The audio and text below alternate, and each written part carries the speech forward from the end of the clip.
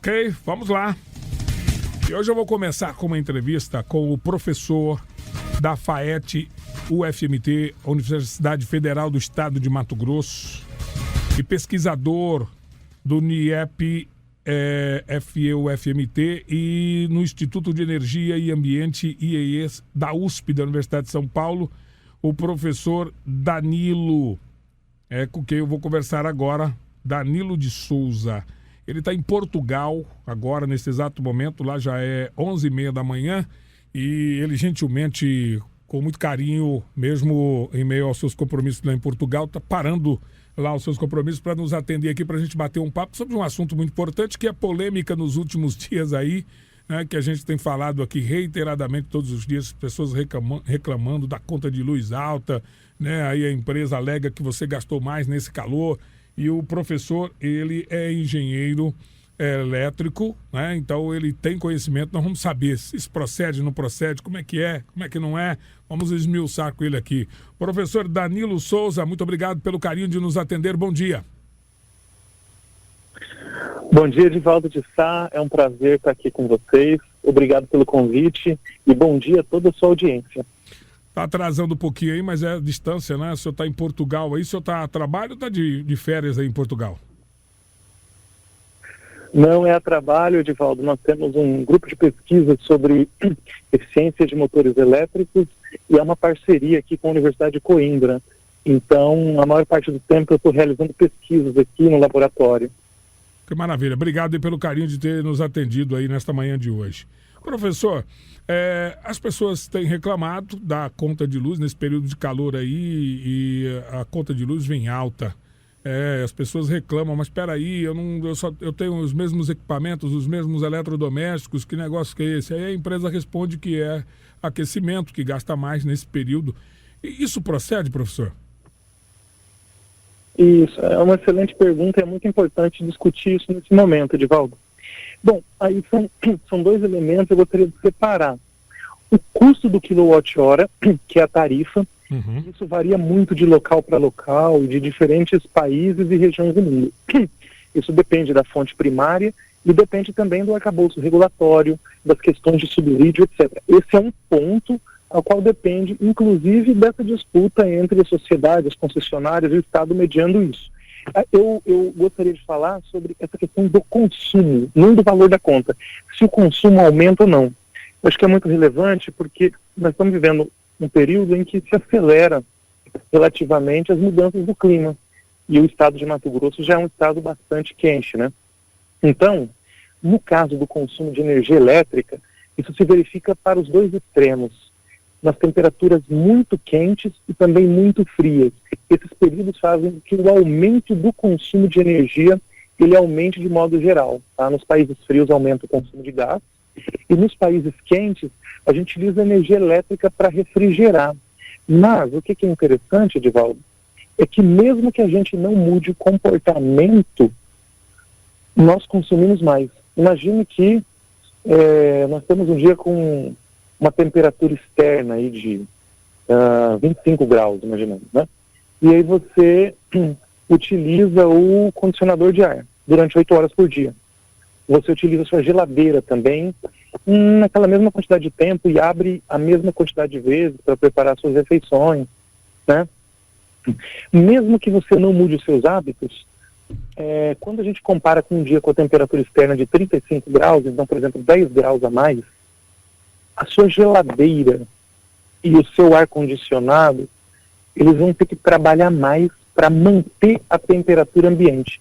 Num dia com 42, 43 graus, mesmo que você ligue, por exemplo, o ar-condicionado por uma mesma quantidade de tempo, alguns fenômenos vão influenciar que ele gaste mais. O primeiro é muito óbvio, que é o seguinte, ele tem que retirar mais calor de dentro do ambiente, do quarto, da sala.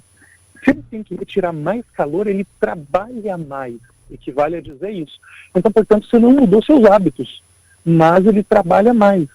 E em temperaturas extremamente altas, claro que o ar-condicionado ele é para retirar calor mesmo, mas se a temperatura externa estiver extremamente alta, ele, por exemplo, estiver instalado num local com insolação, com radiação solar direta, isso pode também reduzir a eficiência dele. o ar-condicionado vai ter dificuldade para fazer troca térmica. Ele está muito quente externamente e lá fora também está muito, muito quente. Então ele não consegue trocar calor e aí ele fica menos eficiente. Então, como ele fica menos eficiente, ele aí trabalha mais ainda do que ele já havia trabalhando. Então, elementos como esse, que o usuário não, mesmo que ele não mude comportamento, o consumo em quilowatt-hora, ele é muito maior. Fora aí as questões de vedação das janelas, de uso das portas, etc. Se a gente considerar que o usuário não mudou os hábitos, ainda assim o consumo nos equipamentos de refrigeração, que hoje, segundo o Procel, quando a gente soma os equipamentos de refrigeração, freezer, quem tem, a geladeira, o ar-condicionado, esses equipamentos representam aproximadamente, nas residências, 45% do consumo. No comércio e no setor público, esse valor chega a 65%. Esses equipamentos de refrigeração que operam com compressor, eles trabalham mais. Então, significa dizer que o consumo em quilowatt-hora será maior. Né? Você pode poupar o chuveiro quente, por exemplo, porque não precisa dele. Só que o chuveiro, apesar de ter uma potência muito grande, Edivaldo, a gente usa por pouco tempo. E esses equipamentos de refrigeração a gente usa por muito mais tempo. Certo, perfeito. Então, a alegação das empresas concessionárias de energia está correta, então, professor?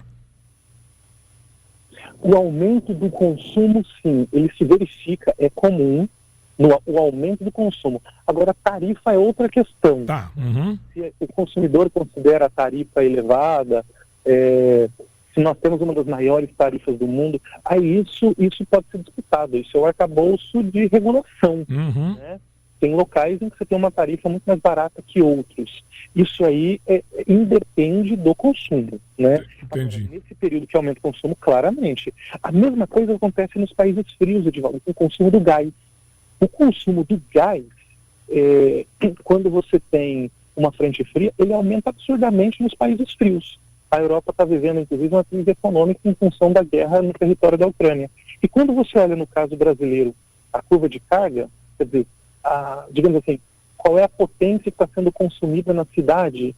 Cuiabá, quando você olha a curva de carga ali da região metropolitana de Cuiabá, que é uma que eu conheço, que é no estado de Mato Grosso, ela é muito dependente da temperatura. Se a temperatura cai, as pessoas não ligam um condicionador de ar, as redes ficam quase a vazio. Em temperaturas extremas, a rede fica inclusive sobrecarregada. Né? Por quê? Porque os equipamentos mais pesados normalmente são os condicionadores de ar. E eles ficam ligados, digamos assim, um grande período do dia.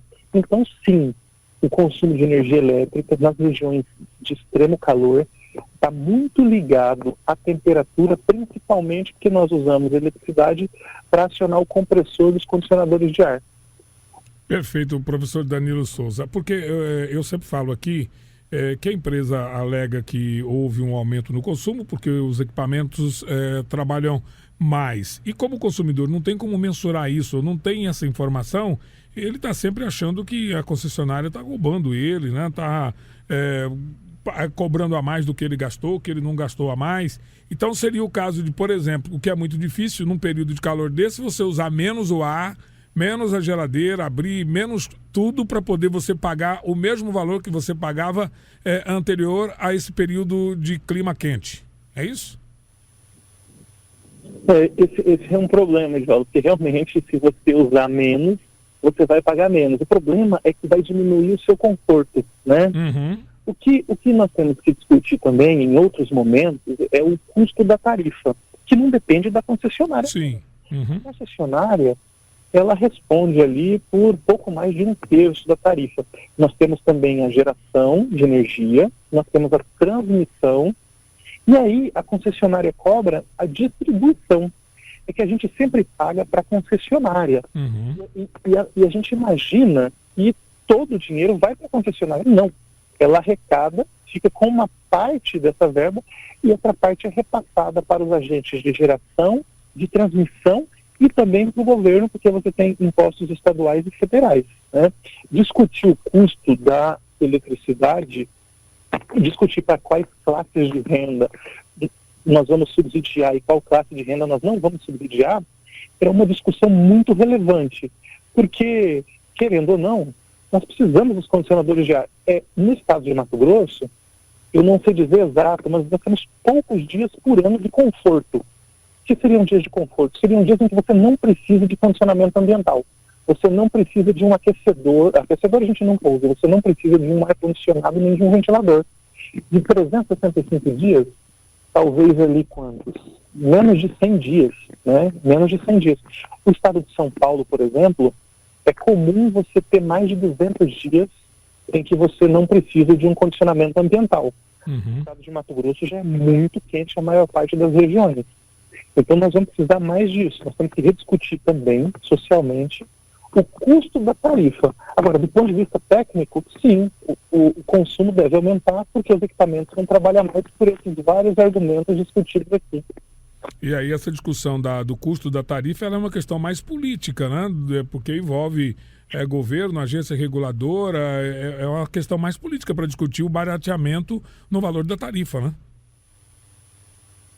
Isso, aí é uma discussão de disputa, né? Porque envolve certamente também os lucros não só da concessionária, mas a gente sempre esquece de falar da geração e da transmissão de energia, né? Então isso envolve disputa pelos excedentes e pela lucratividade, etc., de vários dos agentes, né?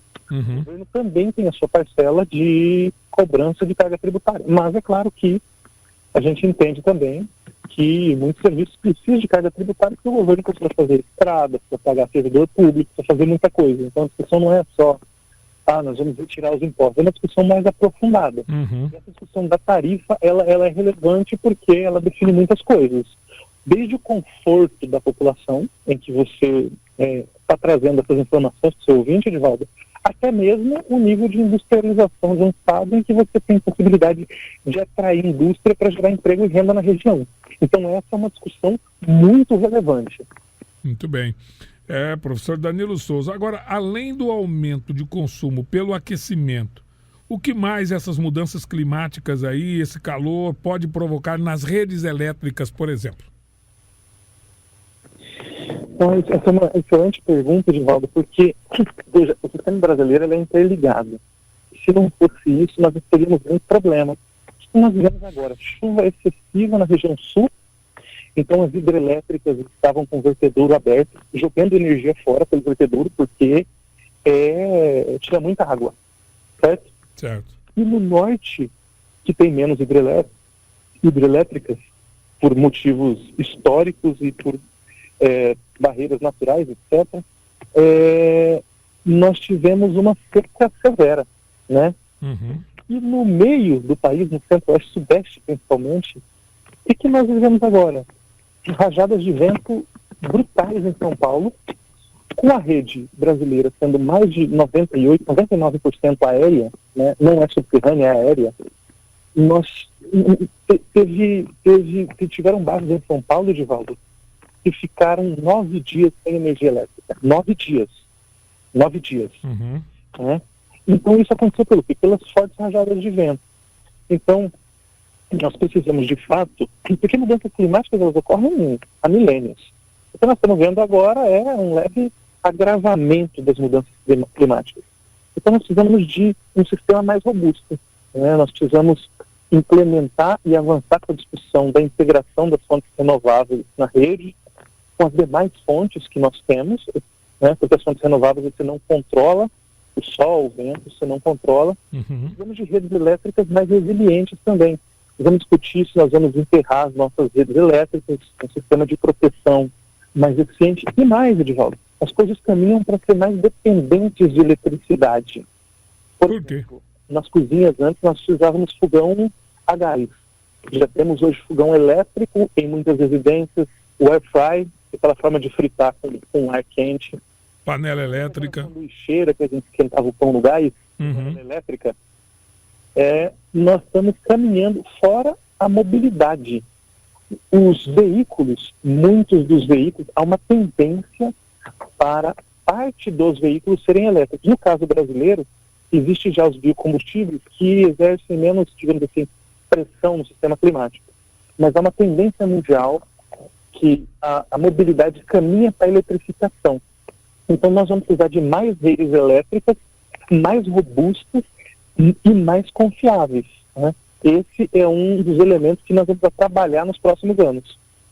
Muito bem. Cada vez mais vamos depender de mais energia. Praticamente hoje na cozinha você tem panela elétrica, você tem aí forno micro-ondas, forno elétrico, tudo elétrico. E na busca pelo conforto, pela facilidade aí, as pessoas estão adquirindo mais esses equipamentos. O senhor falou aí da sanduicheira elétrica, né? Que antes você esquentava lá na boca do fogão de gás. Hoje já tem a elétrica por aí, ou seja, nós vamos estar cada vez mais dependente dessa fonte de energia, e isso é um complicador para o planeta, na visão do senhor, mesmo como engenheiro elétrico, não como ambientalista? Eu não diria que é um complicador, pelo contrário, eu acho que a eletrificação das coisas, esse é um termo em inglês está sendo muito dito, electrify everything, ela é quase que uma tendência mundial. Uhum. E nessa discussão do aquecimento global, a gente deixar de queimar combustíveis fósseis e passar gradualmente, isso não é uma mudança brusca, isso não vai acontecer, por mais que muitos acreditem e militem por isso, e até é interessante que militem por isso, mas isso deve acontecer muito lentamente. Essa mudança eu diria que é uma tendência. E quando você eletrifica, por exemplo, e você deixa de queimar gás, no nosso caso muito pior, tá? Porque é gás liquefeito de petróleo. Nós não temos uma rede de gás natural até as casas, como ocorre na Europa, como ocorre em parte de São Paulo, parte do Rio de Janeiro. Nós queimamos gás liquefeito de petróleo. Uhum. Então pega petróleo, transporta para a costa, liquefaz, transporta nas rodovias, transporta dentro da cidade e leva até queimar. Não vem nos gasodutos. E é liquefeito de petróleo, é um outro processo. Uhum. Gasta energia também para fazer isso. Quando nós deixamos de queimar esse combustível e usa eletricidade, que pode ser solar ou eólica, mas são intermitentes, né, complementadas por hidroelétrica e eventualmente nuclear, deve aumentar nos próximos anos, no futuro talvez, ainda na parte da fissão, porque ainda está um pouco longe, talvez a gente conseguir chegar à fusão. Então isso deve exercer menos pressão climática sobre o planeta, porque são fontes que emitem muito menos, né? Uhum. A emissão para fazer a sanduicheira elétrica, mesmo que a fonte for uma hidroelétrica, tem uma quantidade de combustíveis ali que é emissão, e também tem na sanduicheira muito plástico, que é petróleo em seu estado sólido, praticamente. Então, a gente não deixa de usar petróleo totalmente, claro que não, isso é impossível, não tem como ver uma sociedade sem petróleo, mas a gente, ao eletrificar as coisas, se tivermos na nossa matriz fontes renováveis e fontes com menor emissão, nós estaremos exercendo menos pressão climática sobre o planeta. Claro que isso depende de toda uma economia, de toda uma política pública sobre isso, depende de criar esses nichos de mercado, de ter empresários que atuem nisso no sistema capitalista, evidente. Então isso deve demorar um tempo, mas sim, eletrificar as coisas, nessa perspectiva, exercerá, a princípio, menos pressões climáticas sobre o planeta. Ou seja, o governo teria que mudar a política pública e incentivar, financiar, subsidiar mais as energias renováveis, criar conjuntos habitacionais, a gente fala aqui, já com energia solar, esses conjuntos populares aí, entre outras construções, enfim, financiadas pelo poder público. Você acha que esse é um caminho para podermos utilizar mais as energias renováveis do que as fósseis? Eu acho que em relativo grau isso tem sido feito já. No caso da solar, por exemplo, no caso da solar, ela operou bastante tempo com ausência quase que total de impostos. Uhum. Durante muito tempo o Brasil foi um dos locais onde no mundo era mais viável colocar energia solar, né? A eólica também, existe um programa de financiamento para as fontes renováveis. O que nós temos ainda é um preço muito elevado para, por exemplo, os veículos elétricos, né? Ainda não conseguiu se chegar num valor mais acessível, né? Os veículos, até os populares, mesmo a motor de combustão interna, eles são extremamente elevados, principalmente com o poder de compra do brasileiro, né? Então, na verdade, falta um pouco de construção, eu diria, de uma indústria nacional. Eu diria que na América do Sul nós temos lítio na região para fazer bateria. Bolívia, Argentina, Chile tem muito lítio. Argentina e Chile é um dos maiores produtores de cobre do mundo, principalmente o Chile, né? E nós temos diversos outros minerais capazes de atuar nessa transição energética, né, para a construção de baterias, para a construção de veículos elétricos, para a construção desses eletrodomésticos todos. Nós precisamos construir uma indústria nacional que possibilite os nossos brasileiros trabalhar nessas indústrias, portanto, aumentar o poder de renda, e que possibilite com que esses produtos, por ser uma produção regional, cheguem ao mercado também num preço mais baixo. Então, essa transição energética pode ser uma oportunidade de industrialização do país, de redução de desigualdade. E isso, claro, que depende da força política, isso depende de um ambiente de negócios propício à construção disso, depende de uma articulação, depende de agentes privados interessados e vendo nisso uma oportunidade. Enfim, a gente pode construir algo nesse sentido. Isso pode ser, sim, uma oportunidade, tendo em vista ainda que a América do Sul é rica em recursos e os minerais para essa transição energética que o mundo todo está trabalhando nisso. O Brasil é um dos países que tem mais fontes renováveis do mundo, Edivaldo, na eletricidade. A eletricidade da Polônia, por exemplo, ela é quase 80% a carvão, que é a pior fonte primária que existe. A eletricidade brasileira, ela é, em muitos anos, mais de 90% renovável, quase sempre mais de 70%. Né? Se tiver muita seca, vai usar 70%. Mas, comumente, ela é mais de 80%, 90% renovável. É um privilégio no mundo. Né? E eu acho que a gente tem como continuar com isso até de forma mais fácil que alguns outros países que têm muitos dependentes de recursos primários nas suas matrizes energéticas. Entendi perfeitamente. Voltando lá na questão do aquecimento e daí do aumento do consumo. Fiação. A fiação é inferior ao necessário para determinada instalação elétrica. Ela também contribui para um aumento no consumo de energia, professor? Poxa, o Edivaldo, você tocou em um assunto muito importante. Edivaldo, uma instalação elétrica subdimensionada, quer dizer, dimensionada abaixo do que deveria, digamos assim, os condutores aquecem mais. Se eles aquecem mais, você tem mais perda de energia elétrica, então seu medidor vai registrar mais também. Mas o grande perigo disso são os incêndios de origem elétrica. Então nós temos milhares de incêndios de origem elétrica todos os anos, e com muitas mortes, principalmente de idosos e de crianças. Idosos porque têm uma dificuldade maior de mobilidade, crianças porque não têm o poder da decisão. E no Brasil, esse é um trabalho que nós fizemos no Brasil e publicamos nesse ano, inclusive nos Estados Unidos. Nós encontramos no Brasil, estatisticamente, mais de 70% dos cabos elétricos vendidos para baixa tensão fora de norma. 60%? Tem menos cobre do que o que deveria. Oi? 60% do material vendido, então, ele é inferior ao recomendado?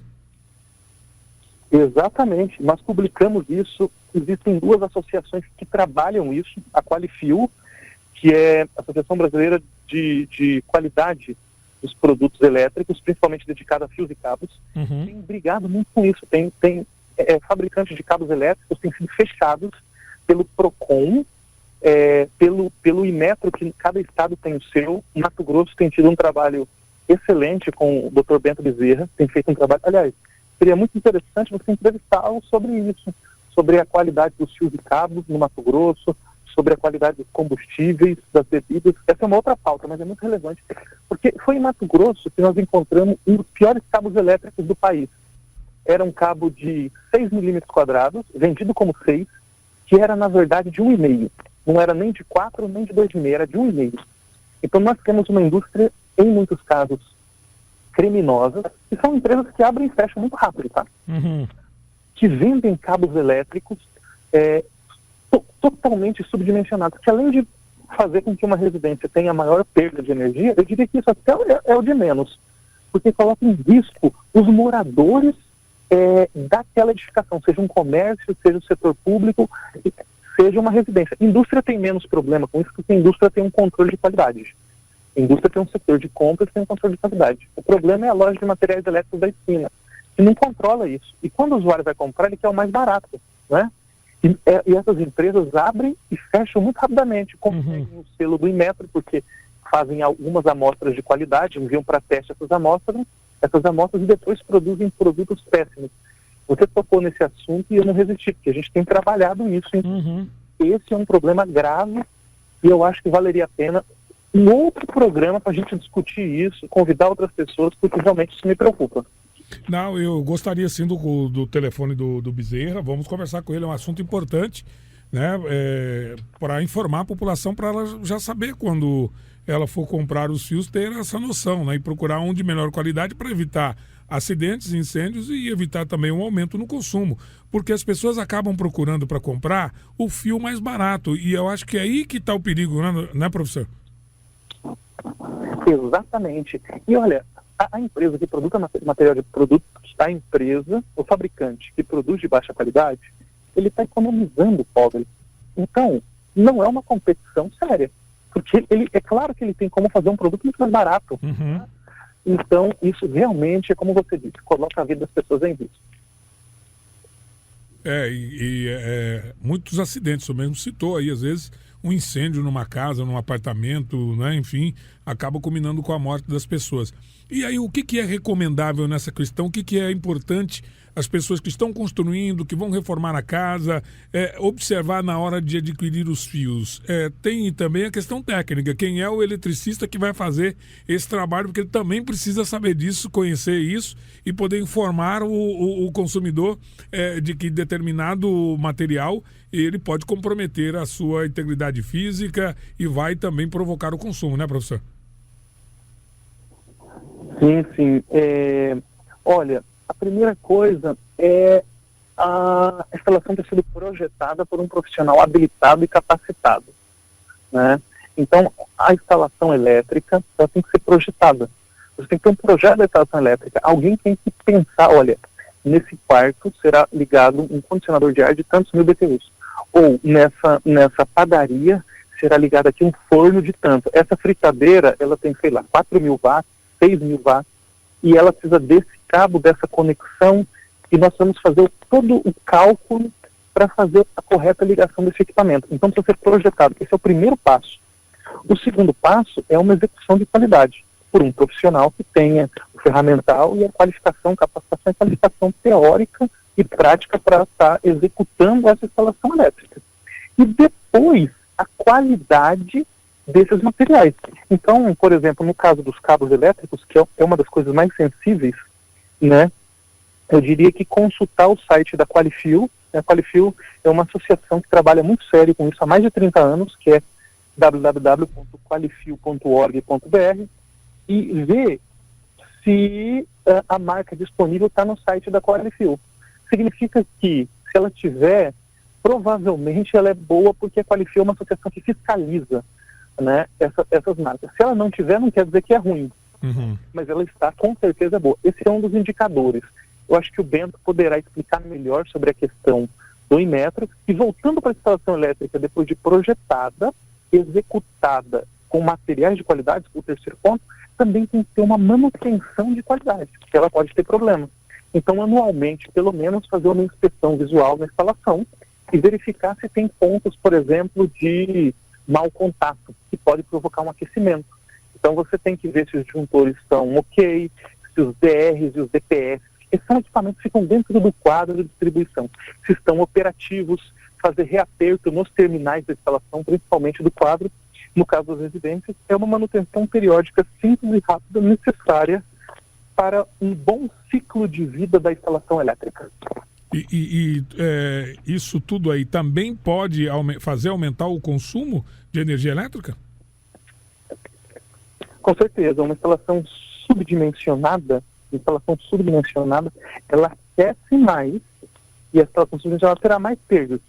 Isso com certeza aumenta o consumo, não é um aumento abrupto, é um aquecimento. A preocupação maior que eu tenho é com, em algum ponto de mau contato, por exemplo, um ar-condicionado, você ter um aumento da temperatura devido ao mau contato, nem tanto as perdas. Na presença de um material combustível na proximidade tem um incêndio, mas sim, uma instalação sobrecarregada, você tem mais perdas por aquecimento. Então é comum isso acontecer. Um outro fato é quando você não tem o DR, o dispositivo residual, você ter uma falha na isolação, por exemplo, a capa protetora do cabo, a isolação, ela tem algum machucado, digamos assim, você tem uma falha e você tem uma fuga de corrente. É como se o cobre do cabo ficasse em contato com uma massa metálica ou com uma parede. E aquela fuga fica ali 24 horas por dia. Mesmo que a corrente é pequena, o relógio, o medidor, vamos tratar assim, né? A gente falava antigamente o relógio, nós falávamos, ele está medindo isso e isso é consumo. E a fuga está ali. Então a energia está circulando para o solo, para a terra, está queimando energia nas paredes da edificação, mas isso 24 horas por dia, mesmo que for pouco, se você não tiver o DR para desligar o circuito, aquilo vai ficar e você não sabe que aquilo está ocorrendo e aquilo ali está registrando. Então isso também pode acontecer. E aí, dentro disso que você está falando aí, as emendas de fios mal feitas também pode provocar o acidente como o aumento no consumo? Isso é mais difícil de acontecer, mas pode.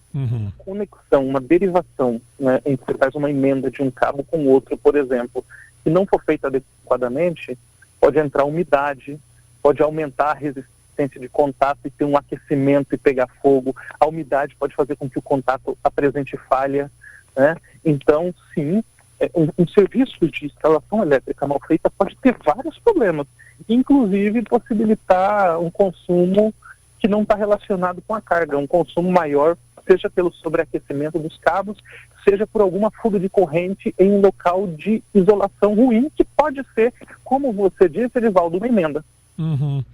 Tem muita gambiarra também, né? Muita gambiarra que é feita por aí, e essas gambiarras também têm o mesmo efeito. Exatamente, Edivaldo. Muitas vezes a gente contrata um petricista, né? Petricista, existe essa brincadeira. E é uma questão de renda também do nosso povo, né? Infelizmente, nós, de modo geral, temos uma renda média da população muito baixa. Então, onde as pessoas puderem economizar, elas economizam. O papel nosso aqui é dizer, não economize na instalação elétrica. Mas, Edivaldo, os acidentes elétricos, eles estão relacionados muito com a renda também da população. Então, nós vemos claramente que estados ou cidades, regiões com um IDH, um desenvolvimento humano mais alto, IDH que mede a educação, a segurança, a renda da população, etc., entra vários fatores no IDH, para a gente chegar num número, o IDH mais alto, mais próximo de 1, nós temos menos acidentes elétricos. Nos IDHs mais baixos, nós temos mais acidentes elétricos, porque nós temos uma força de trabalho de baixa qualificação, nós temos usuários comprando sempre os equipamentos mais baratos, é por uma questão de limitação de renda mesmo, portanto isso também é um problema social. Não adianta só a gente dar informação se a gente não consegue elevar o nível de renda da população. E às vezes locais em que acontecem a maior parte dos acidentes, em que você contrata um profissional mais barato, um profissional que não tem ali nem os equipamentos de proteção individual, né? É um profissional que faz as emendas mal feitas, como o Edivaldo acabou de falar, e é aí que você pode ter o aumento da sua fatura por esses vários fatores, né? E você pode ter também, o principal que me preocupa são os acidentes, né? E principalmente uma instalação mal feita em um período que a gente está solicitando muito da instalação elétrica, como esses períodos quentes, o qual nós começamos discutindo sobre eles no início da entrevista, sim, isso pode, digamos assim, fazer um combo em que além da tarifa ficar elevada, os riscos elétricos aumentam. Perfeito, professor Danilo.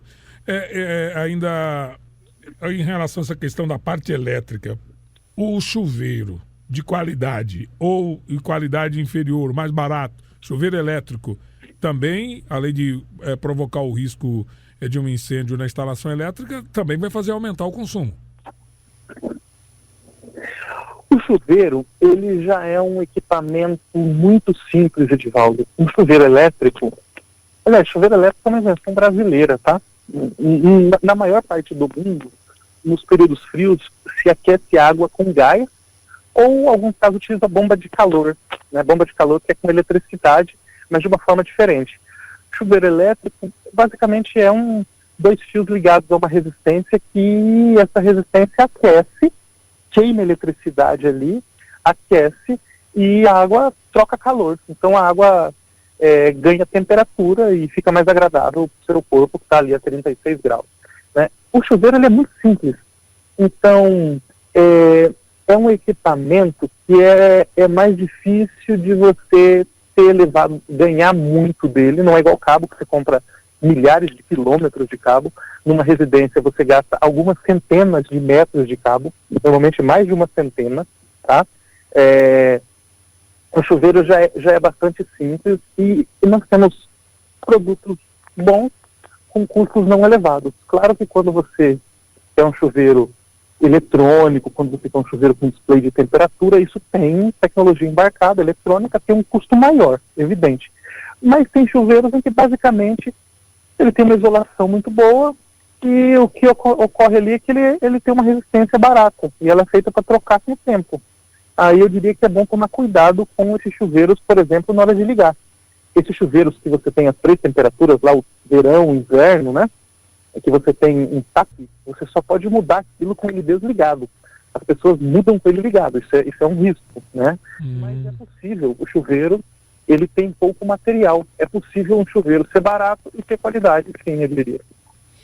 Muito bem. Professor Danilo Souza, mais alguma informação o senhor acha relevante falar em relação a esse assunto? Porque eu queria partir para um outro, que é a questão das descargas elétricas, choque elétrico. Aliás, o choque elétrico, na verdade, está dentro desse campo que nós estamos discutindo aqui. Porque depois eu quero falar sobre as descargas elétricas, agora período de chuva, raios no Brasil tem aumentado muito a incidência de raios, mas antes ainda, professor, as mortes por choque elétrico acontecem muito no Brasil e em Mato Grosso. Como que a gente pode evitar as mortes por choque elétrico?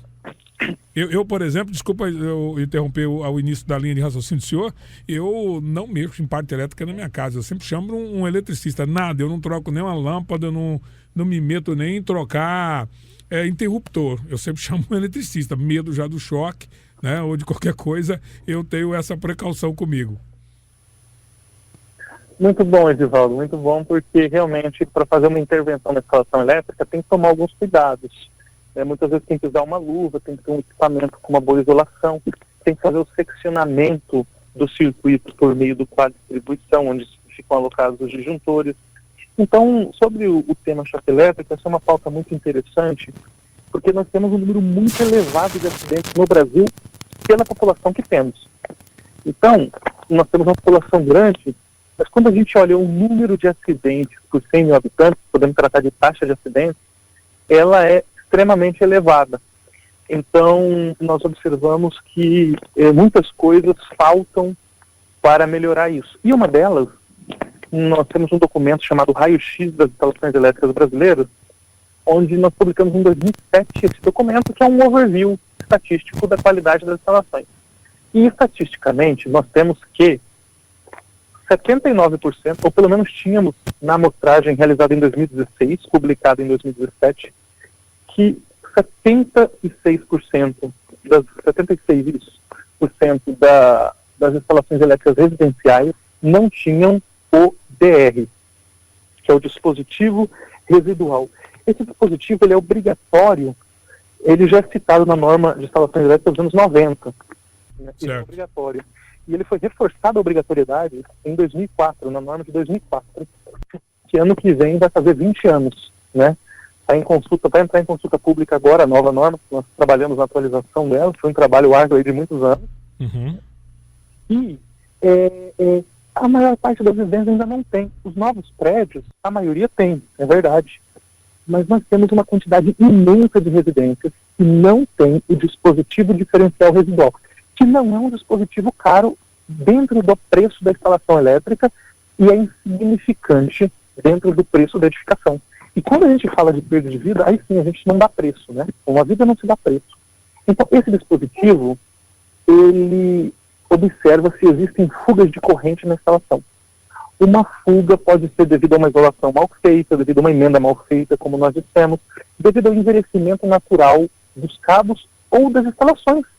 Lembra a geladeira, quando a gente de vez em quando tocava a geladeira e tomava um choquinho? Uhum. Aquilo ali é porque a geladeira envelheceu, principalmente a parte elétrica, o motor, o compressor, ocorreu uma falha na isolação interna dos condutores e aquela massa metálica da geladeira ficou energizada. Porque é muito difícil fazer uma geladeira, um fogão, um micro-ondas, uma máquina de lavar sem massa metálica.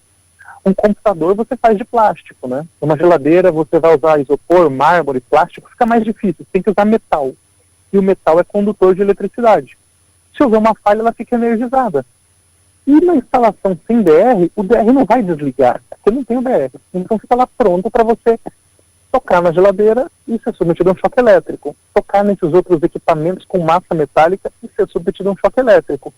Tocar em ou uma outra fuga acontecer por algum motivo, uma criança colocar um metal na tomada e etc., e ocorrer um choque elétrico. Então, Edivaldo, uma das principais bandeiras, eu diria, não poderia deixar de responder com isso, seria nós cumprimos os requisitos básicos da norma dos anos 90. Comprarmos um dispositivo diferencial residual, o DR, e colocar na instalação elétrica. E quando o DR ficar disparando, a gente não tirar o DR, jampear a instalação e deixar o DR fora. Se o DR está disparando, é porque tem em algum lugar uma pequena fuga que pode estar encarecendo, inclusive, a sua conta de energia por um equipamento velho. Né? Então é muito comum as pessoas que colocarem o DR ainda tirarem o DR, porque ele fica disparando. Não, se ele fica disparando, tem que investigar a falha. Né? O eletricista pode demorar horas para encontrar a falha, mas isso é importante, investigar onde a fuga está ocorrendo. E o DR, além de resolver esses problemas de fuga, a maioria das fugas, uma parte das fugas, é por choque elétrico. Ele é para proteger contra correntes de choque elétrico e, por isso, ele é um dispositivo que pode salvar vidas. O principal motivo de morte por choque elétrico é na distribuição brasileira, que é aérea. É um dos principais motivos. A segunda maior morte de choque elétrico ocorre dentro das residências, desde caso as pessoas não estão protegidas. E o que nós podemos fazer? Muitas coisas, mas o que é o mais importante? O que com uma baixa quantidade de tempo, de recursos investidos, a gente tem o melhor resultado? A instalação do dispositivo diferencial residual, do DR. Perfeito. O senhor está falando de choque elétrico. Ocorre também muito, hoje, muita gente utiliza as extensões, né? Às vezes extensões de baixa qualidade, ligam ali um monte de tomada, coloca mais um T em cima da extensão, liga mais 2, 3 tomadas ali, e isso é um risco tremendo, professor. Ótimo. Você já pode fazer divulgação científica nessa área dos riscos elétricos. Isso também é um elevado problema. Que é o seguinte, utilizar extensões, muitas delas são certificadas, isso não é um problema. Existem fabricantes de extensões muito boas, inclusive que vêm com um protetor de surto, que protege o equipamento contra correntes impulsivas de raio, né? Existem extensões ótimas. Imagina uma casa em que você tem lá 2 pontos de tomada para televisão, e você bota uma extensão padronizada, normatizada, você pode ligar ali a televisão, o videogame, carregar o celular, são vários equipamentos, são equipamentos leves, você não está ligando um air fry e uma furadeira e um secador de cabelo e um ferro de passar roupa, senão você vai ter um grave problema. Está ligando equipamentos leves. Imaginamos 10 celulares carregando. 10 celulares carregando não dá 2, 3 amperes por uma tomada que é de 10 amperes. Então você não tem problema.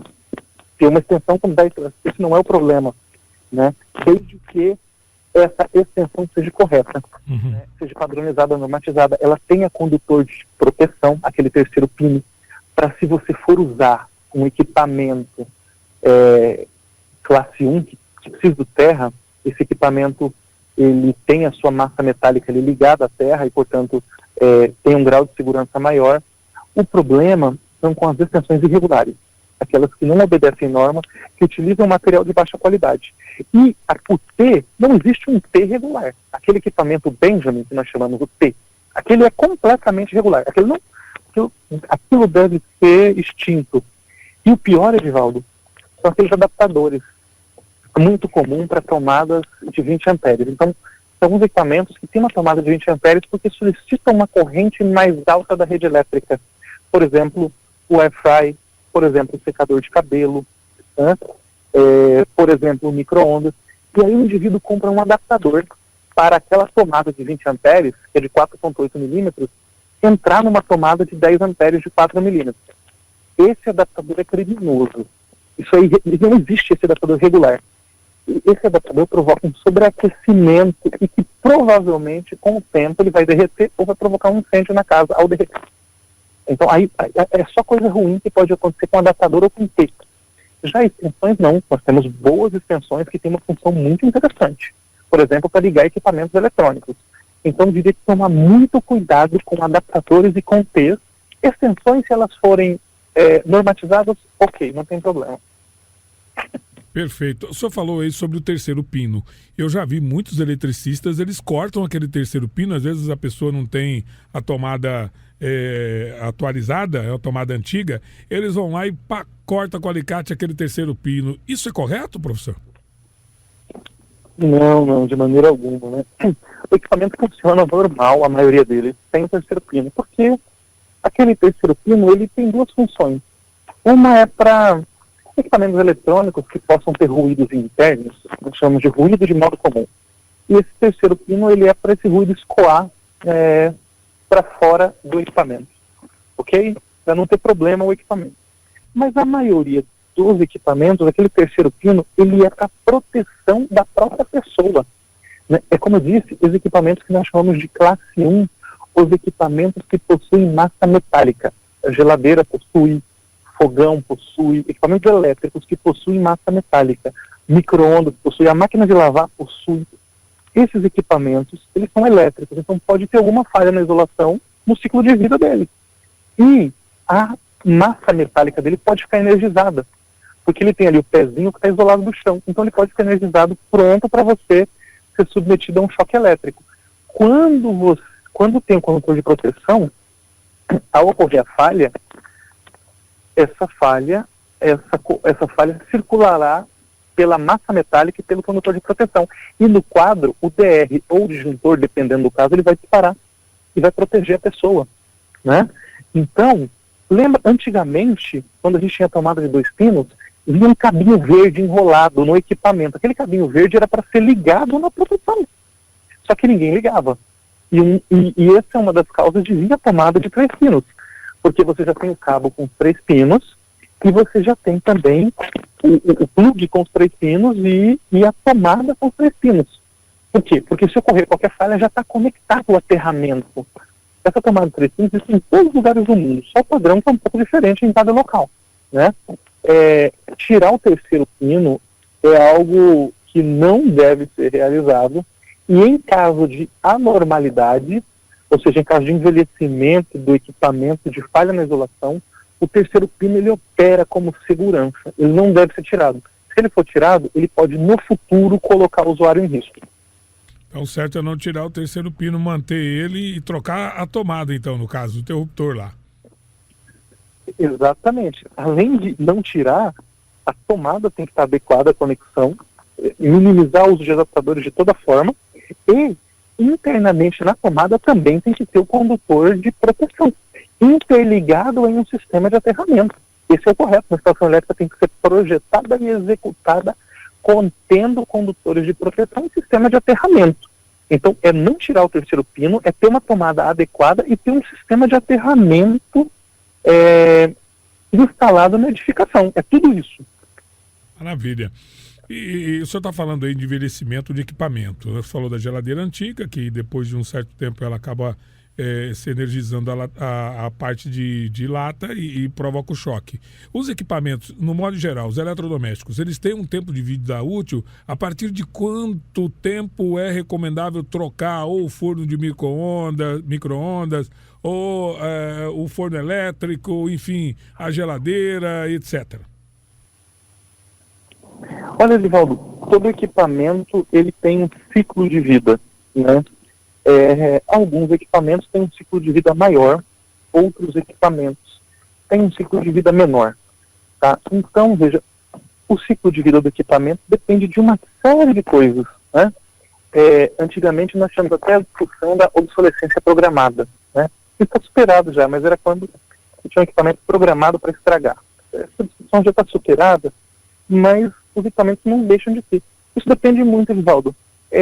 uma geladeira, por exemplo, que está numa região litorânea, tem efeito de maresia, de desgaste devido a esse fenômeno, ela tem uma vida útil muito menor do que uma geladeira, por exemplo, que está instalada em uma residência, que só tem adultos, que a qualidade da energia elétrica em que ela é ligada é muito boa, em que ela está em condições muito boas, não recebe radiação solar direta, em que os usuários trocam a vedação dela, em que ela não tem nenhum problema de corrosão, etc. Ela pode durar muito tempo a mais do que uma geladeira instalada em um local que não tem as condições ambientais ideais.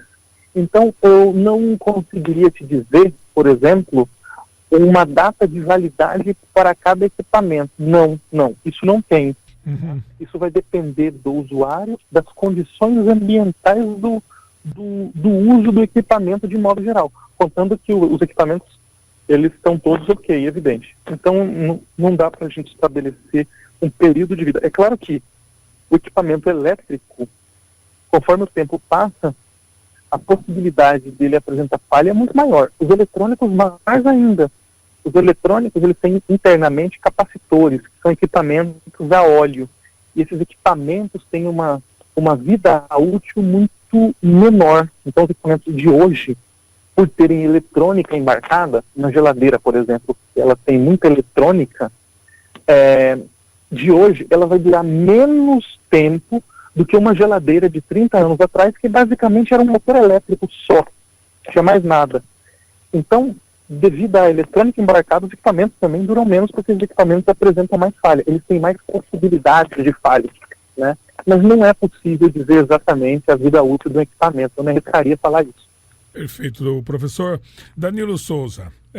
Como engenheiro elétrico, nós temos no Mato Grosso, aqui nessa região, tem um problema muito sério de energia. Durante o dia a gente chama de pique de energia, são as interrupções constantes, né? A gente chama de pique de energia nessa região e me parece que grande parte do Mato Grosso. Por que acontece isso, professor? Isso é uma falha no sistema de distribuição da empresa, concessionária de energia elétrica? O que provoca isso? O que acaba queimando equipamento, provocando uma série de prejuízos aí dos mais diversos?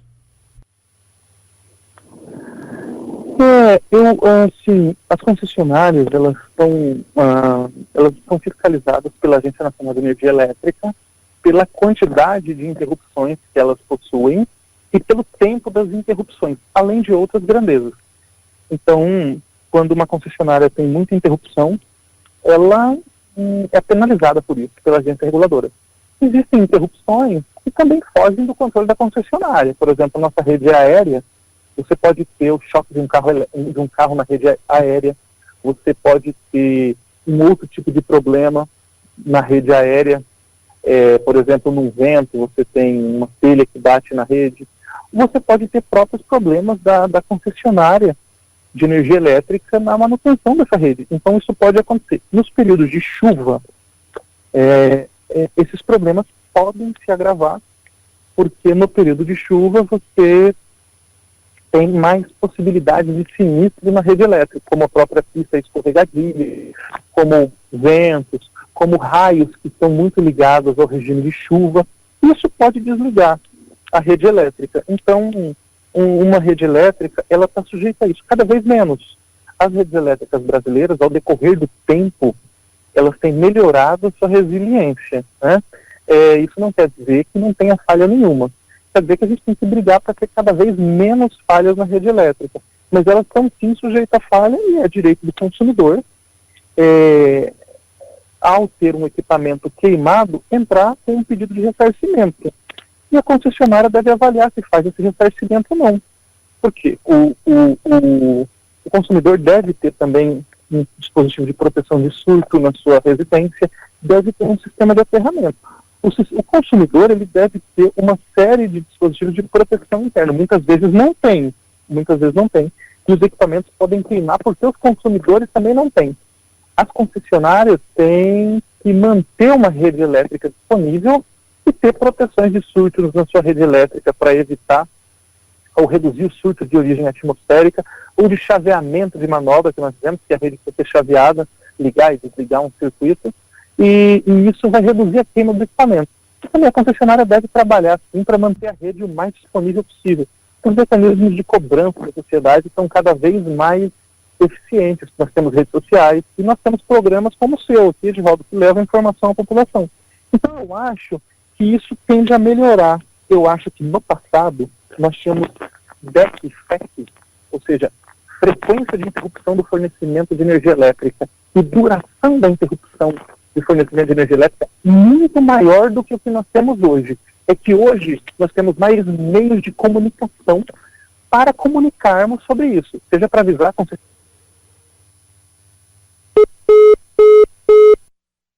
Muito bem, são 8 horas e 25 minutos, caiu a linha aí, a gente está falando com o professor Danilo Souza, né?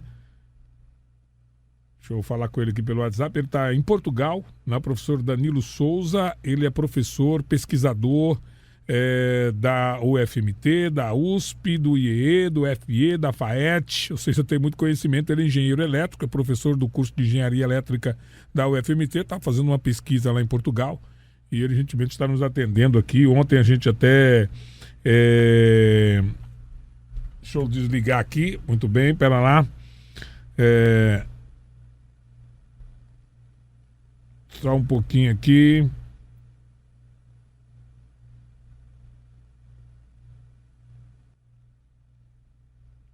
Ana, atende meu telefone. Bom, vamos lá. Vamos ver se vai dar certo aí agora. Ontem a gente testou, ontem à tarde, porque como ele está em Portugal, aí tem uma dificuldade na comunicação. A gente testou ontem à tarde, a gente está falando por Skype. Ele está ligando de lá para mim por Skype, porque daqui... Peraí, acho que agora... Vamos fazer então pelo... Vou ter que fazer ao vivo pelo WhatsApp agora. Né? Porque a gente ontem fez o teste aí era melhor pelo Skype. Agora o Skype caiu, então nós vamos tentar falar aqui agora pelo WhatsApp. Professor. Olá, Edivaldo. Agora nós vamos saímos do Skype pro Skype e vamos agora para o WhatsApp. O senhor está ao vivo aqui no Viva Voz pelo WhatsApp. O senhor pode concluir a sua linha de raciocínio aí. Pois é, eu estava falando sobre as concessionárias, né? Uhum. E eu estava concluindo dizendo que, devido a esses vários mecanismos de fiscalização e controle, as concessionárias não deixarão de ter problemas, mas o que eu tenho observado é que, de modo geral, nós temos cada vez um tempo menor de frequência de interrupção de FEC, de duração de interrupção de TEC. Eu acredito, Edivaldo, que, de modo geral, as redes elétricas estão melhorando. Nós vamos pressionar para melhorar mais, nós vamos reclamar. E isso, programas como o seu, as redes sociais, os meios de comunicação e a pressão sobre a população em relação aos mandatos parlamentares e a própria concessionária tem feito com que esse serviço melhore. Então, eu tenho observado a melhoria, é que a gente tem mais ferramentas para reclamar hoje e essas reclamações, elas entregam resultados. Acho que a gente tem que continuar fiscalizando a concessionária como consumidores, o poder público fiscalizando por meio das agências reguladoras, o poder legislativo atuando como representante da sociedade civil, e isso pressionando por serviços melhores, tanto da concessionária, onde a gente tem mais problema, porque é onde tem as redes de distribuição, como também a transmissora e os geradores de energia. Isso tudo opera em conjunto. E eu acho que, de modo geral, esses serviços têm melhorado. É que a gente está cada vez mais, Edivaldo, dependentes da eletricidade. Uhum. Nós sentimos muito mais falta da eletricidade hoje do que 40 anos atrás, há 30, 20, percebe? Verdade, concordo. Hoje, qualquer minuto sem energia é um transtorno tremendo. Assim como o celular, né? Sem celular, sem internet, é um transtorno tremendo. Tremendo. Agora, professor, ainda eu quero fazer mais duas perguntas para o senhor. Eu sei que aí já são 12:30. Uma curiosidade, o senhor almoça aí pelo horário do Brasil ou pelo horário de Portugal? Não, pelo horário de Portugal, da Europa. Eu tô aqui já no horário de Greenwich, né? Então aqui é 12:30. Eu almoço aqui porque eu já tô bem... Eu já tô mais de um mês aqui, então não teve aquele jet lag, não. O jet lag é assim, umas 10, 12 horas, né? Eu já opero no horário local. Então você já tá ambientado aí já. Você já está Já sim, e também a gente tem viajado bastante, acaba tendo aqui nos eventos, nos congressos, então já tem alguns mecanismos para chegar no local e se adaptar rapidamente. Maravilha. Doutor, professor, veja bem, tem um comportamento também das pessoas, são dois, é uma pergunta 2 em 1. Você tem aquelas pessoas que deixam o aparelho de televisão, de som, ligado no modo stand-by. Ele também consome? E a segunda pergunta é, carregadores de celular que não estão carregando apenas a tomada ligada lá, apenas o carregador ali ligado na tomada, ele também consome energia elétrica? Edivaldo, a resposta muito objetiva e precisa de complemento, mas a resposta é sim, consome, ponto, está respondido. Mas a questão é, o quanto consome? Eu tenho um professor, eu tinha porque ele não é mais meu professor, mas ele é vivo e não está muito ativo ainda, mudou-se. Ele dizia, isso é um carrapato nas costas de um elefante. Ele dizia isso. E o nosso reitor hoje, reitor da UFMT, o professor Evandro, que fez uma excelente gestão, ele sempre diz, isso é um beiço de pulga. Ou seja, é muito pouco. Isso eu lembro disso, é até engraçado. Então, sim, você tem um LED e um sistema interno de chaveamento na TV. Então, há um microconsumo ali.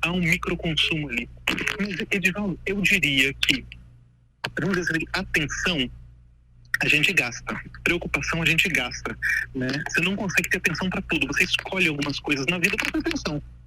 E eu diria que se alguém quer economizar energia elétrica na sua residência, esqueça o stand-by. O stand-by não é o problema. Se você quer economizar, não, eu vou desligar da tomada tudo que eu tenho por causa do stand-by. Se você for viajar, igual eu tô fora de casa, desliguei meu disjuntor geral. Não tem nada ligado lá, certo? Uhum. A geladeira tá vazia, né? Porque eu vou ficar 5 meses fora do Brasil.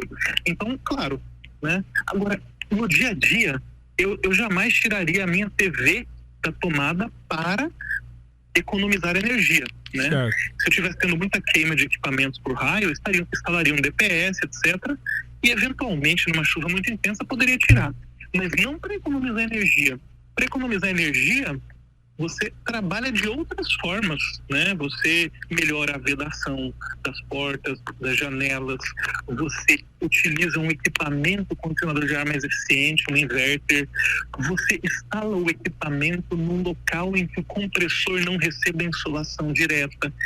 Cada dica dessa pequena é muito mais eficiente do que preocupar com o stand-by, certo? O celular, a fonte está na tomada. A fonte está na tomada e não tem carga. A fonte consome, a rigor, a fonte apenas está realizando um processo interno de chaveamento e conversão. Então você não tem carga, não tem corrente circulando. Então, o aquecimento interno da fonte é mínimo. As perdas por calor na fonte, por efeito Joule, são mínimas. Então, elas são insignificantes. Eu diria que, é claro, se você não tem equipamento carregando, tira a fonte da tomada. Não tem por que deixar lá. Agora, do ponto de vista do consumo, não é uma preocupação. A mesma coisa é o stand-by. Você não precisa tirar o equipamento da tomada porque você não quer que ele consuma energia. Você gasta essa preocupação sua, essa energia de preocupação sua com outras coisas. É absolutamente insignificante. Só para a gente ter ideia, um LED de uma televisão, ele pode representar ali, nele ligado, 1 watt, 2 watts. Imagina um chuveiro. Você liga ele tem 7.500 watts. 7.500. Né? Então, 30 segundos, 1 minuto, 2 minutos a mais do chuveiro, em um mês, já custou muito mais do que todo o stand-by da casa. Eu não diria que é uma preocupação. Perfeito. Professor Danilo, eu quero fazer uma última pergunta para deixar o senhor almoçar aí, porque já está na hora do almoço. E nós estamos agora iniciando o período de chuvas, né? E aí vem a incidência de raios.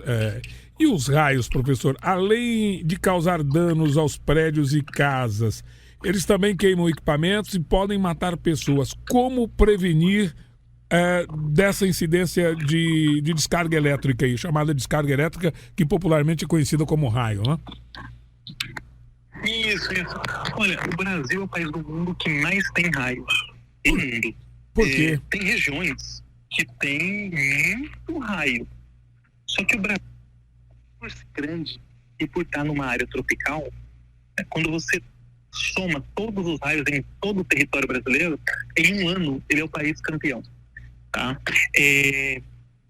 Isso ocorre por vários motivos, mas os raios, além de serem belos, eles também podem ser mortais, né? Uhum. Então, além de poder causar danos às edificações, né?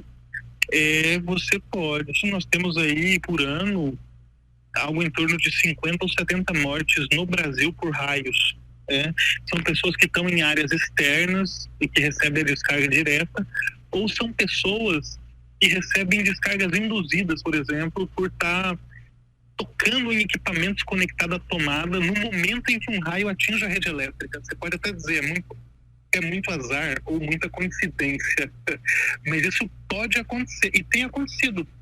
Nós fizemos uma simulação agora, esse grupo de energia que a gente trabalha na USP, eu, o professor Hélio Sueta e o Milton, em que nós investigamos 5 mortes que ocorreram, uma delas em Mato Grosso, inclusive, com uma vítima usando o celular conectado à tomada no momento do raio. Era uma região mais rural, portanto, você tem uma área de amortecimento do raio muito menor, então é uma área decampada e tem ali o cabo e a residência. Você não tem muitos prédios em volta para amortecer o impacto, então o raio tem poucas possibilidades de escoamento. E a pessoa com o celular conectado à tomada, que a gente hoje está quase um Android, Edivaldo, a gente não consegue deixar o celular de lá. Nem na hora que está carregando. Pois é, nos vários momentos do dia. E a pessoa estava usando o celular, a vítima, com ele conectado à tomada, né? Então a corrente do raio que se divide pelos condutores de distribuição chegaram até a vítima e parte da corrente circulou pelo coração. Só em 2022 nós tivemos 5 mortes no Brasil. Na verdade, certamente foram mais. Nós identificamos 5 nessa situação. Uhum. Né?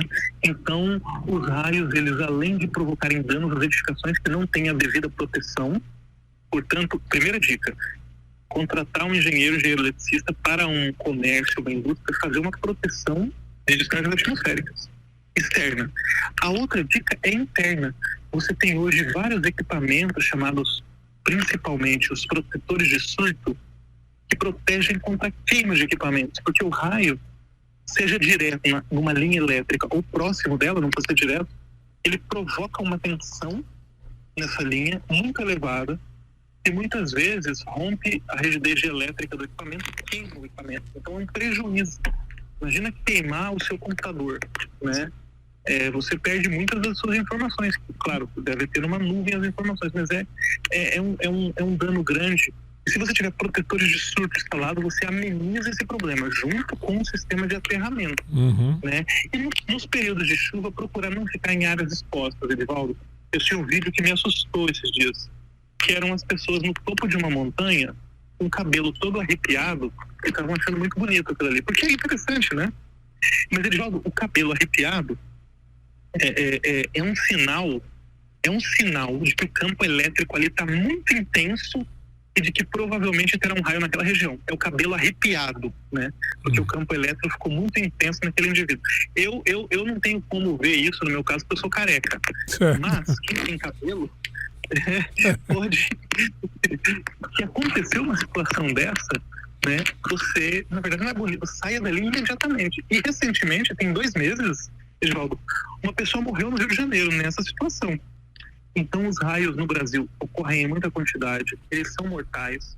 Há mecanismos de se proteger, que é fazer um sistema de proteção contra descargas atmosféricas na edificação. Tem dispositivos para proteção interna dos equipamentos elétricos, que são dispositivos de proteção contra surto. Isso tudo é visto em um projeto elétrico e é projetado por um engenheiro, uma engenheira eletricista, executado por profissionais eletrotécnicos do setor elétrico, e que você pode proteger a edificação e proteger as pessoas. Em área aberta não tem muito o que fazer, Edivaldo. Em área aberta é sair da área aberta. Em área aberta é sair da área aberta. Né?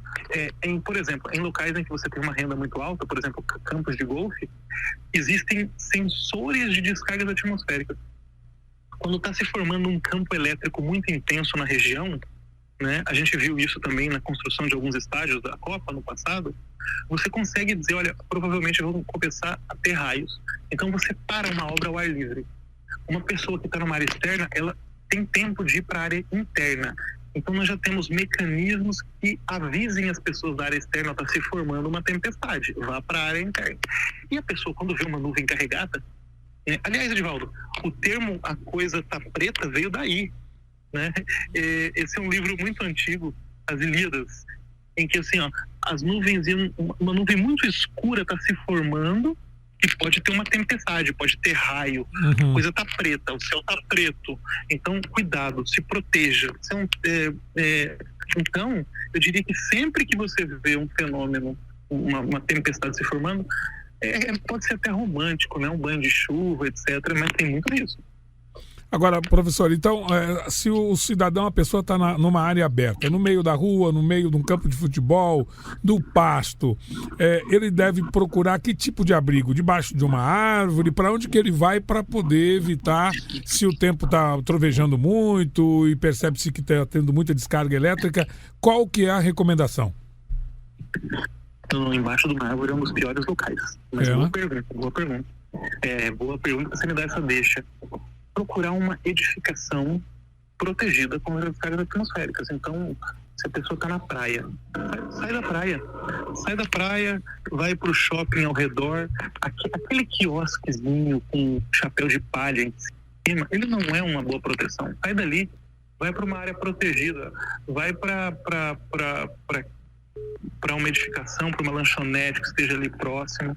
Faça isso. Nós tivemos já algumas mortes no litoral brasileiro, porque as pessoas estão ali no período de chuva. Dentro do carro é muito melhor do que fora dele. Dentro do carro. Então, se você não tem um local para ir, mas tem o carro, vá para dentro do carro, fica dentro do carro, vai fazer outra atividade ali enquanto a chuva passa. E a descarga atmosférica, ela pode ocorrer, e muitas vezes ocorre antes da chegada da chuva, né? Então, quando você vê, você não tem um sensor instalado na praia que você está. Você não tem um sensor portátil, né? São quase que só pesquisadores que andam com sensores portáteis de raio, né? As pessoas não andam com isso. Apesar de que, Edivaldo, em um futuro próximo, os celulares já vão avisar, a tempestade de raio se formando. Isso vai acontecer em breve, né? Nós temos trabalhado para isso, né? Então, quando você vê uma tempestade se formando, vá para um local abrigado. Uma árvore é um captor natural, praticamente. Uma árvore é um local em que é mais provável que o raio caia. Se você tem uma área aberta, decampada, e você tem uma árvore muito grande, para um raio, para a ocorrência de uma descarga, né, devido ao elevado potencial que está se formando e essa diferença entre o solo e a nuvem, a árvore, ela é um local preferencial para o raio. Certo? Então os raios têm alguns raios preferenciais, por isso que aquela história de um raio não cai 2 vezes no mesmo lugar é mentira, né? Os para-raios estão aí para mostrar que eles caem várias vezes no mesmo lugar. Verdade. Agora, carro, ele tem proteção? O carro, ele não é feito para proteger, mas ele é muito mais interessante, ou seja, ele pode proteger muito mais do que uma área aberta. Então, vá para o carro, eu dizer para você, vá para o carro, é uma possibilidade de salvar vidas, né? Se não tiver uma edificação por perto ou algo mais seguro e tiver o carro, é melhor ir para dentro do carro, então. Sem dúvida nenhuma, faça isso. Se você está em cima de uma moto, em cima de uma bicicleta, qual que é a recomendação? Esse ano, inclusive, nós tivemos já mortes com indivíduo em cima de moto e de bicicleta. Esse ano já aconteceu. Dentro das menos de 100 que nós temos, já aconteceu. Eu diria para o indivíduo tentar parar em algum local próximo, né? Eu vejo... deveríamos ter locais mais apropriados para isso, mas eu já vi motociclista parar, por exemplo, embaixo de viaduto. Claro que não é o ideal. Isso não é o ideal. Mas ele está muito mais seguro, fora as quedas devido ao piso estar molhado, né? Mas ele está muito mais seguro de um raio embaixo do viaduto do que fora dele. Não é o ideal. Até porque o viaduto ele é muito aberto. Ele é muito aberto, né? Mas eu diria para procurar um local abrigado. certo? Então, por exemplo, um estacionamento de um mercado, ou, por exemplo, uma lanchonete, né? Estacionar a moto, a bicicleta e ir para um local protegido. Maravilha. Mais alguma informação relevante em relação a essa questão dos raios? Eu acho que a gente conversou bastante, Divaldo, e nós podemos marcar, quem sabe, uma outra conversa mais à frente. Eu estou satisfeito com você ter me dado todo esse tempo, aí nós estamos mais de uma hora conversando, e eu acho que tem muita informação do seu ouvinte. Muito obrigado mesmo. Professor, tem uma pergunta aqui do Valtinho, vou tentar aqui colocar para o senhor ouvir, e aí o senhor responde. O Valtinho aqui é do município vizinho aqui de Arenápolis, e eu vou colocar o áudio dele aqui para o senhor ouvir o retorno, e aí o senhor responde. Bom dia, Edivaldo. Oi, Edivaldo, que eu queria saber, você perguntar a ele aí, que quando eu trabalhava de vaqueiro, na época da chuveirada, relâmpago, eu tirava até o pé dos estribos, diz que os estribos puxam. Será que é verdade mesmo? Queria saber isso aí, falar com ele aí. Que é o Valtinho daqui de Arenápolis. Professor. Alô, Edivaldo? O senhor conseguiu ouvir, professor, a pergunta dele? Consegui ouvir, sim, que deu uma falha aqui. Tá, muito legal a pergunta do Valtinho, né? Sobre os estribos aí que ele utiliza para encaixar o pé quando está trabalhando ali com gado, né? Uhum. Olha, o estribo normalmente ele tem uma massa metálica, tá? Mas essa massa metálica, ela é muito pequena e ela não está ligada ao solo. É como se fosse aquela correntinha, é como se fosse o anel. São massas metálicas pequenas, né? E essas massas metálicas, quando você faz uma simulação, você bota uma pessoa com um anel, com uma corrente, ela praticamente não altera em nada o campo elétrico em volta dela. É insignificante a alteração de campo elétrico, a deformação de campo. Então, eu diria para ele que a preocupação não é essa. A preocupação não é com o estribo, devido à sua massa metálica, atrair um raio. A preocupação é que ele, numa área decampada, numa área aberta, em cima de um cavalo, ele é uma das áreas mais elevadas da área. Tudo bem? Se ele não está embaixo de um morro, por exemplo, ele é uma das áreas mais elevadas. Então, ele é o próprio captor. Não é o estribo que vai dar o problema. Ele está em cima do cavalo, o cavalo está com as 4 patas no solo, então tem bastante contato no solo, e ele é o ponto mais alto dali. O problema é esse conjunto de coisas, não o estribo. Entendi. Certo? Numa área em que é descampada, sem nenhum prédio, sem nenhuma condição para se esconder, é melhor ficar de cócoras ou deitar no chão, professor? Nossa, Edivaldo, que boa pergunta. Né? Teve um colega na Universidade de Uppsala, na Suécia, o Vernon Curry. Ele fez essa simulação com a pessoa deitada, com a pessoa pulando, com a pessoa de pé e com a pessoa de cócora, né? E realmente, foi até um trabalho assim, diferente, porque é o último caso mesmo. Mas ele simulou todas as situações, Edivaldo. Deitar no chão é pior, porque a área de contato é maior. E ficar de pé numa área decampada também não é bom. Se você quisesse reduzir muito o risco, seria mesmo ficar ali agachado e não chegar de deitar, né? Se abaixar no chão, essa posição talvez de cócoras, tem que dar uma olhada, eu não sei exatamente como ela significa, porque aqui nós estamos, né, só por áudio, não consigo mostrar a imagem do paper para você, por exemplo, do artigo. Certo. Mas eu acho que sim, você se agachar, você diminuiu a sua altura e você não deitou no solo, você não aumentou sua área de contato com o solo. Então sim, mas essa é uma situação tão rara, tão difícil de acontecer, né? Porque normalmente você tenta sair dali o mais rápido possível. Mas assim, se formou a tempestade rapidamente, nuvem carregada, cheia de raio, tudo bem. Você fica de cócoras, como você falou, né? Essa é a conclusão desse trabalho científico do Vernon Curry, que você sim vai reduzir, digamos assim, a deformação do campo elétrico em volta e fazendo assim que a probabilidade que saia um líder ascendente de você e conecte com um raio, estou falando um vocabulário muito específico, ela é menor. Então, sim, você estará um pouco mais protegido, eu diria, um pouco menos vulnerável. Maravilha. Uma outra pergunta, professor. O que é melhor, o mais recomendável estar calçado? Chinelo de borracha, uma bota, o calçado ideal numa tempestade com incidência de raios, trovões e descarga elétrica? Edivaldo, o campo elétrico ele é tão alto, mas tão alto, que não faz praticamente nenhuma diferença. Uhum. O calçado adequado, ele faz muita diferença em relação ao choque elétrico quando nós tratamos de frequências industriais. 50 Hz, 60 Hz tem tensões baixas. 127, 220, 440, 760, 1000 volts, 1500 volts. Isso sim, a isolação e comprar um EPI adequado, isso é relevante. Isso ajuda, isso é decisivo. Isso é decisivo entre a vida ou a morte. No caso de um raio, nós estamos falando de centenas de milhões de volts, ou milhares de kilovolts. Então, nós estamos falando de mais de megavolt. Então, a isolação a isolação do sapato, ela se torna algo muitíssimo pequeno, insignificante, dada essa ordem de grandeza. Irrelevante. O sapato ali vai isolar 300, 400 volts, dependendo, talvez um pouco mais do que isso. Não vai isolar 3, 4 mil volts. Nós estamos falando de milhões. Então, não altera.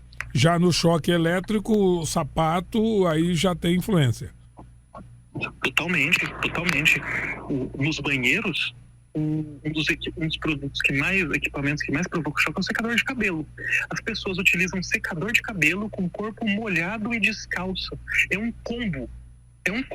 Uhum. Se você secar o corpo e tiver calçado, a possibilidade de choque elétrico diminui muito mais. E que tipo de calçado no banheiro? Por quê? Porque a pessoa está em contato direto com o solo.